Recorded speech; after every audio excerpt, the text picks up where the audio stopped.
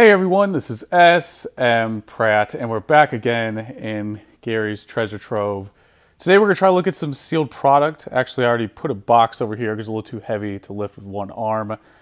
But I scoped out this right here. I think English boosters will be pretty appetizing for most collectors. So we're going to take this one, look through it, and then also this box right here has pretty much every variant of starter deck. So we're going to take a look at those as well. So getting these English boosters, one of the things I wanted to show right away is how Gary stores them. So as we all know, PSA did not do a good job with their graded cases for Pokemon, but this is how I think a lot of serious collectors store their packs. They usually use a card saver as the back and then wrap that in a team bag. And this one is pretty much as good as it's going to get. This is nice and clean. I mean, you can even hear how it's silent. I mean, it's a really just concise holder. That's what you want for your pack. And I think this is how most people preserve them. This is how I also preserve packs as well. So we can go through and just look at some of these. And you'll see some of them that have the long pack. They're going to require a little bit more. These are just some rocket packs put together, again, in a team bag. Yeah, nice artwork. God, everything looks so good under this light. You really appreciate the pack art. Then we have some first edition Team Rocket. I always thought it was interesting how Team Rocket had this unique first edition stamp on the design on their packs. I think it's because the background was black, so you had this full circle, kind of looks like a Pokeball. You don't really see that on the other ones. It's just open. You just see that first edition without that little bottom there. I always thought that was pretty cool for the Team Rocket set. And then we got the demo pack. This is probably an item you want to keep sealed if you have them, because it's just going to have the Shadowless cards inside. But having a sealed demo game is really nice because, specifically because of that text right there, not for resale. This was, of course, to demo the game, you know, right when the TCG was released. So this is a nice little piece of history and a must for most English collectors and series collectors. Then we got some base 2. This is mostly for Mason Camp and all 3 of the other base 2 collectors out there. Then we got our fossil packs. Very familiar with fossil. Let's try to get to something a little bit different. Move outside the staple stuff. I don't know why, but jungle was something. Here's a great example of what I was talking about the first edition stamp. Let's put this next to Team Rocket so you can get a good look at the difference. See the difference there on the stamp? See how the first edition jungle just has that blue? And then the Rocket has that like full Pokeball thing going. See that difference? That's something I always noticed when I was younger. I was like, why did they do that just for Rocket, but not for anything else? So there you go. That's something I always noticed when I was younger. And also, I should say, the jungles for me, I don't know why, there's always... I'm really nostalgic for the jungle packs. It's a weird thing. Not too big on jungle set, but the packs, I think it's because the pack that I could buy, I was given one of these, you know, when I was younger, so maybe that's it, and maybe green's my favorite color, but nonetheless, I really like this pack art for jungle. And then moving into the infamous base set, this is actually a long Charizard pack. I wonder how these will play out down the road. There's something that's not impossibly hard to find. By long pack, I mean the top where you had that opening where it's sat on the shelves. You know, this could just link right into the shelf there. Some people pay a little more for the long packs. It's just one of those things where you have that option. The short packs just imply that they came from boxes. But again, it's something that's nice. It's a nice differential, but it's not going to break the bank. And we have a few more long packs. Let's get Blastoise. Always have to put Blastoise in the video.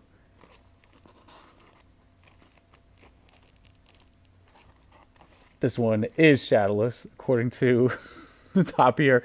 And let's put this in unlimited next to each other just so people can tell the difference. So in general, Shadowless is going to have this red logo at the bottom, and then the unlimited is going to have the red logo at the top. Now, these type of packs are not guaranteed to be Shadowless. We've seen variances of all Shadowless cards and some with Shadowless and then 3 first edition base in the back. That's the craziest one. And then also unlimited. There's going to be packs out there that will have this lower red logo and have unlimited cards. But this one is guaranteed Shadowless because Gary broke a Shadowless box. And then last but not least here, we actually have this Triangle Air This one's interesting as they had the first edition stamp, and then they put this nice spiffy triangle. It's like trying this last minute triangle here just to block the stamp. So this is another one of those things, kind of like the demo pack, you know, kind of going back to this demo pack here. These are items you probably don't want to open because the cards are just going to be a standard unlimited base set and Shadowless in this case. So they're much better when they're sealed. They definitely capture a nice little piece in history. The panic of WOTC in 1999 when they're just trying to get everything out there on the shelves. So there you go. Those are the triangle packs. And then moving to the side here, we have some blisters. Now blisters are, I wouldn't say love it or hate it, but people have strong feelings both way with blisters. You know, for me, I think it's really nice because it adds a little extension to the pack. You got the nice Widgets logo. Also, one of the things I really love about the blisters is this back here. It has, you know, the other decks like Water Blast or Power Reserve. I think it's really cool, especially when you look at the base set. So we're looking at the base set here. You got Blastoise, Venusaur, and then Charizard. And then when you go to the back, you have the name of the 4 infamous starter decks. Very, very cool addition. You know, a nice add-on for, you know, your booster pack. So I think there is a unique identity for blisters. I think they deliver something a little different than your booster packs. But at the end of the day, one of the worries you have to worry about is this adhesive here. And Gary actually has one in here. Let me pull it out real quick. He has, here's the top part. And then here's the bottom part where the adhesive fell off. So that's the thing you have to worry about with blisters moving forward. It's just one of those things that this is man-made. Just like everything in life, it is going to decay to some degree, and that's just what you have to worry about. But it's, you know, there's going to be variances within that.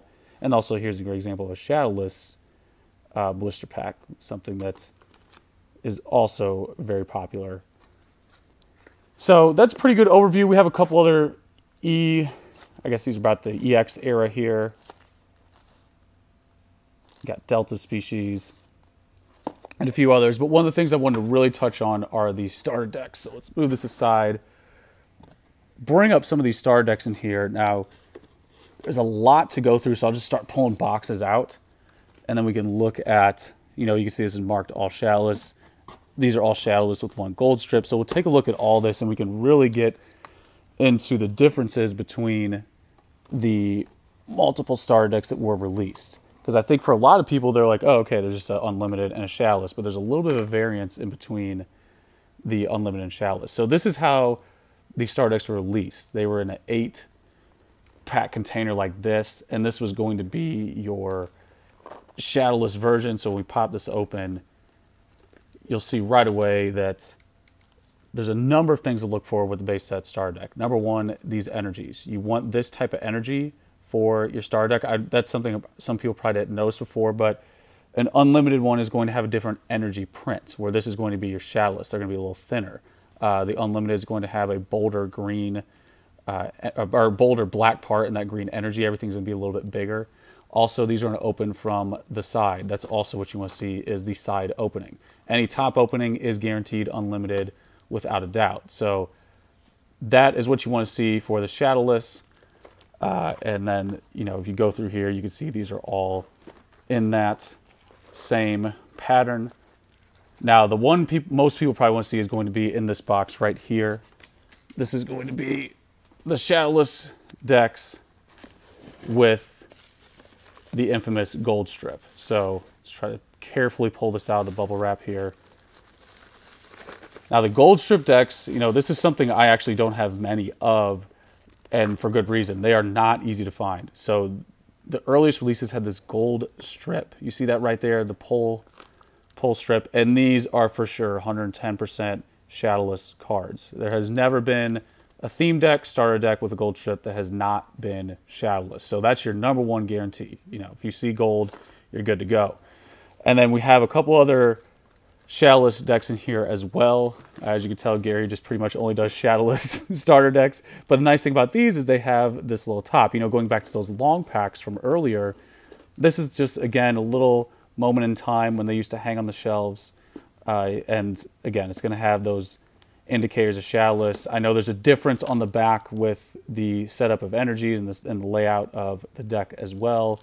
But you know, that side opening and energy is just going to be the go-to move for a Shadowless deck. And then last but not least, we have probably I would say, not misleading, but the one deck that people will think is Shadowless because it's going to have all the indicators.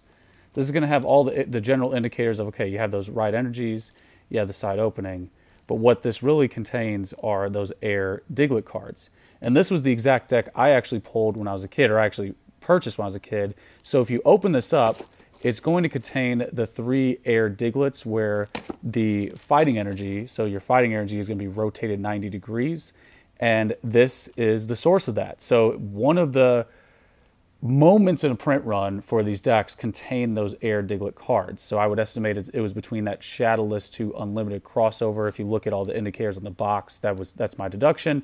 But I actually had one of these decks when I was younger because I had that air Diglett, and I never knew where it came from. Then once I found out when I was older. So this is the air Diglett starter deck, and of course, like with anything else that Gary has, there's multiple in there. So it's a nice little air. That's one of the official airs, I would say, in the hobby. That's a nice distinction. But there you go. That's just a little preview of some of the sealed product that Gary has. We saw some nice packs, starter decks.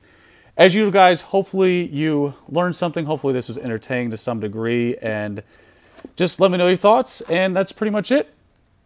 Till next time.